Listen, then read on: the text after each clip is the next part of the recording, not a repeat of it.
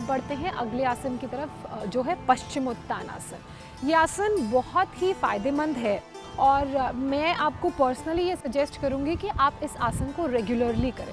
पश्चिमोत्तान आसन करने के लिए सबसे पहले आप ऐसे सीधे बैठ जाइए जैसे मैं बैठी हुई हूँ। पैर आपके सामने ऐसे खुले रहेंगे, आपके जो दोनों पंजे हैं वो एक दूसरे से जुड़े रहेंगे और आपका जो हिप है वो ग्राउंड को फोर्स करता हुआ प्लेस्ड रहेगा। आपकी जो अपर बॉडी है यानी कि कमर का हिस्सा जो पूरा है ये बिल्कुल स्ट्रेट रहेगा, आपकी स्पाइन स्ट्रेट रहेगी।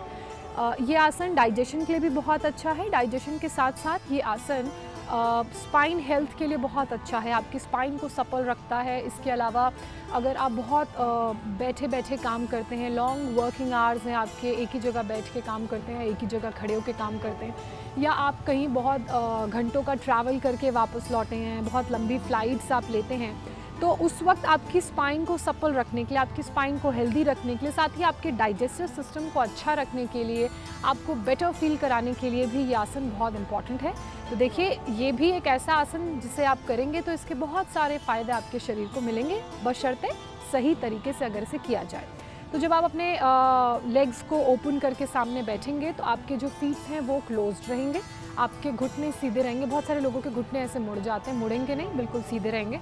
आपके हाथ ऐसे ऊपर स्ट्रेट रहेंगे, पैरेलल टू योर शोल्डर्स, आपके ईयर्स के क्लोज रहेंगे और ध्यान रखिए आपकी जो एल्बोज़ हैं वो बेंड नहीं होंगी।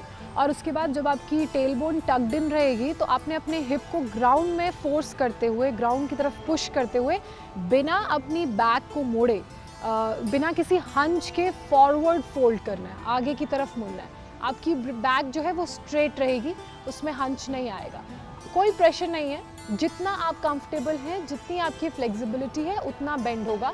जब आप ऐसे बेंड होंगे तो आपकी जो अपर बॉडी है वो वन लाइन में होगी, आपके हैंड्स, आपकी नेक, आपकी बैक वन लाइन में। देखिए दोबारा से मैं आपको एंगल थोड़ा सा चेंज करके बताती हूँ।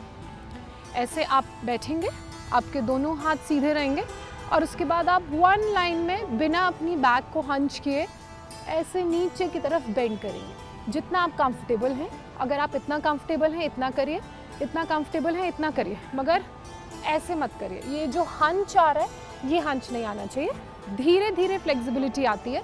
तो अगर आप सही टेक्निक, सही तरीका अपनाएंगे तो आसन के उतने फ़ायदे आपको मिलेंगे। जैसे I am comfortable this much, अगर आप इतना कर सकते हैं मेरी तरह तो फिर आप अपनी दोनों उंगलियों से हुक बना लीजिए, उसके बाद अपने थम्स में उन हुक्स को फंसा लीजिए और आपके जो शोल्डर्स हैं वो स्ट्रेट रहेंगे और आप बिना हंच के अपनी अपर बॉडी को नीचे की तरफ पुश करेंगे, कोशिश करेंगे कि अपने माथे को अपने सर से लगाएं, पश्चिमोत्तानासन। और जब आप ऐसे अपने माथे को अपने सर से लगाएंगे तो आपके जो घुटने हैं वो प्रेशर डालेंगे और आप ऐसे उन्हें, आपको मन करेगा कि आप उन्हें ऐसे उठा लें या उन्हें फोल्ड कर लें, तो वो नहीं करना है, घुटने स्ट्रेट रहेंगे। अगर स्ट्रेट करने में प्रॉब्लम हो रही है तो आप अपनी जो फीट हैं उन्हें ऐसे इनवर्ड्स कर सकते हैं। आउटवर्ड्स करेंगे तो घुटने ऑटोमेटिकली फोल्ड होंगे, तो आप उन्हें ऐसे इनवर्ड्स रखिए। उसके बाद ऐसे स्लोली नीचे की तरफ आपने जाना है, लूप्स को अपने थंब में फंसाना है और आपके जो एल्बोज़ हैं वो स्ट्रेट रहेंगे शोल्डर डिस्टेंस पे और नीचे बेंड होते हुए आपने आसन करना है। उसके बाद ऐसे धीरे से ऊपर भी आना है। तो जो आसनों का मूवमेंट है वो स्लो और स्टेडी रहेगा। मैं आपको एक बार फिर से बोल रही हूँ कि किसी भी आसन को बहुत तेज़ करना या बहुत रश करने की कोई ज़रूरत नहीं है, क्योंकि जितना आपकी बॉडी आसनों को करने के लिए प्रिपेयर्ड होगी उतना ही आप कर पाएंगे और फ्लेक्सिबिलिटी आने में टाइम लगता है। अगर आप किसी भी आसन को जल्दी जल्दी करने की कोशिश करेंगे या उस प्रोसेस को रश करेंगे या टाइम होल्ड का टाइम बढ़ाने की कोशिश करेंगे तो दैट इज़ द टाइम जब आपको इंजरी हो सकती है। तो इसलिए आप जब ये आसन कर रहे हैं, feel your body, feel the breath and then do it along with the breath. तो जब आप ऐसा करेंगे तो आपको ऐसा करते वक्त इंजरीज़ और किसी तरह की दूसरी फिजिकल प्रॉब्लम नहीं होगी। अगला आसन जो मैं आपको एसिडिटी की प्रॉब्लम को दूर भगाने के लिए बताने जा रही हूँ वो है वक्रासन। आप चाहें तो इसे अर्धमत्स्येंद्र आसन से पहले या उसके बाद भी कर सकते हैं, क्योंकि ये थोड़ा बहुत अर्धमत्स्येंद्र आसन की तरह ही है। तो वक्रासन के लिए सबसे पहले आप अपने पैरों को अपने सामने ऐसे खोल लीजिए उसके बाद आप कोई भी आसन राइट साइड से शुरू होता है, तो इसलिए आपका जो राइट लेग है उसको ऐसे फोल्ड कर लीजिए। आपका राइट लेग जब फोल्ड होगा तो आपका जो राइट हैंड है वो पीछे की तरफ प्लेस्ड होगा आपके हिप के पास, और आपका जो लेफ्ट हैंड है वो राइट को ऐसे अंदर से सर्कल करते हुए लेफ्ट नी को पकड़ेगा, और आपकी गर्दन का जो प्लेसमेंट है वो पीछे की तरफ ओवर योर शोल्डर एक सेंटर पॉइंट को गेज करेगा। अब मैं आपको यही आसन दूसरी पोजीशन से बताती हूँ। देखिए दूसरी साइड से इस आसन को कैसे करना है। आप अपने पैरों को अपने सामने खोल लीजिए, आपका जो लेफ्ट लेग है उसे ऐसे करके फोल्ड कर लीजिए।